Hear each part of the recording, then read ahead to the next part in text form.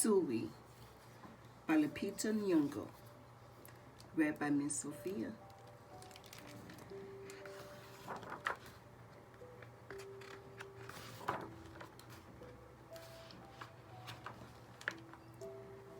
Sulwe was born the color of midnight.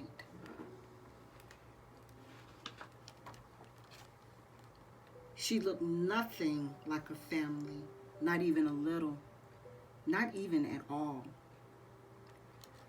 Mama was the color of dawn, and Baba the color of dusk, and Mitch, her sister, was the color of high noon.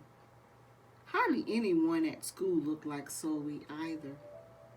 People gave her sister Mitch pet names like Sunshine, and Ray, and Beauty. People gave Sulwe names like Blackie, Darky, and Night. And Sulwe felt hurt every time. So she hid away while her sister made lots of friends. Sulwe dreamed of being the same color as her sister. She wanted real friends too. So she got the biggest eraser she could find and tried to rub off a layer or two of her darkness. That hurt. She crept into Mama's room and helped herself to her makeup. Oh no, she would hear about this from Mama. Sulwe decided to work from the inside out. She ate only the lightest and brightest food. With a stomachache, she went to bed early and turned to God for a miracle. Dear Lord, why do I look like midnight when my mother looks like dawn? Please make me as fair as the parents I'm from. I want to be beautiful and not just to pretend. I want to have daylight. I want to have friends. If you hear me, my Lord, and would like to comply, may I wake up as bright as the sun in the sky. Amen. When Mama came in to wake her for school the next morning, Sulwe rose to find not a trace of daylight in her midnight skin. And Sulwe told Mama everything. Mama asked, "What is your name?" "Sulwe," she muttered. "And what does it mean?" "Star," Sulwe whispered. Brightness is not in your skin, my love. Brightness is just who you are. As for beauty, Mama said, rubbing Sulwe's stomach the way she always did to comfort her. You are beautiful, Sulwe sighed. Well, you are beautiful to me, but you can't rely on what you look like to make you feel beautiful, my sweet.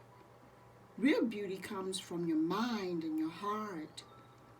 It begins with how you see yourself, not how others see you. Now, up you get, and out you go. How could she, as dark as she was, have brightness in her? How could she have beauty when no one but her mother seemed to see it? How could she be a star?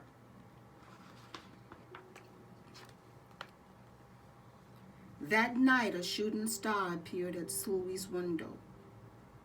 "And the night sent to me," the star said. "Come with me." And Sulwe hopped onto the star and off they went.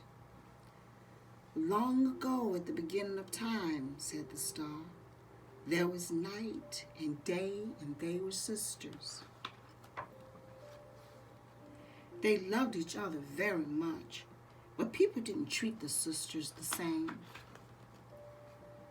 People gave day pet names like lovely and nice and pretty. And people gave night names like scary and bad and ugly. And she felt hurt every time. Well, Night got fed up and walked right off the earth. Day stayed behind and enjoyed making everybody happy in the sun. But then Day grew too long, and Day began to really miss her sister, and so did everybody else. There had to be a way to get her back. Day set out to find Night, and she did. "I miss you," said Day. "I miss you too," said Night. "But you don't know what it's like to be treated badly for being dark." "You're right, I don't," Day replied. "But what I do know is that we need you just the way you are. Come and see." Night returned and the people rejoiced. "We need the darkest night to get the deepest rest. We need you so that we can grow and dream and keep our secrets to ourselves." The stars chimed in.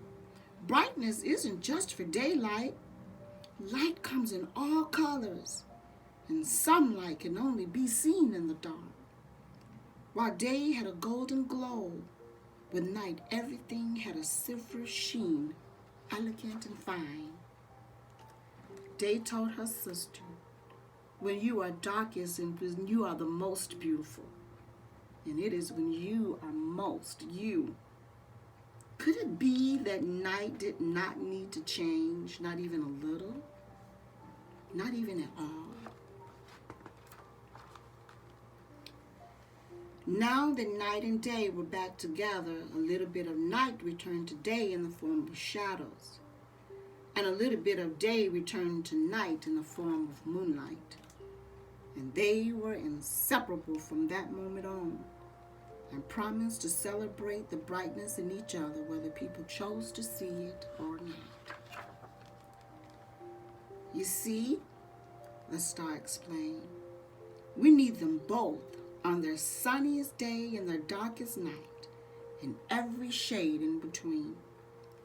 Together they make the world we know light and dark, strong and beautiful."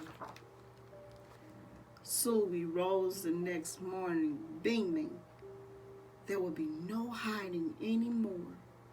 She belonged out in the world, dark and beautiful, bright and strong. And if she ever needed a reminder of her brightness, she can look up at the sky on the darkest night to see for herself. Sulwe felt beautiful inside and out. The end.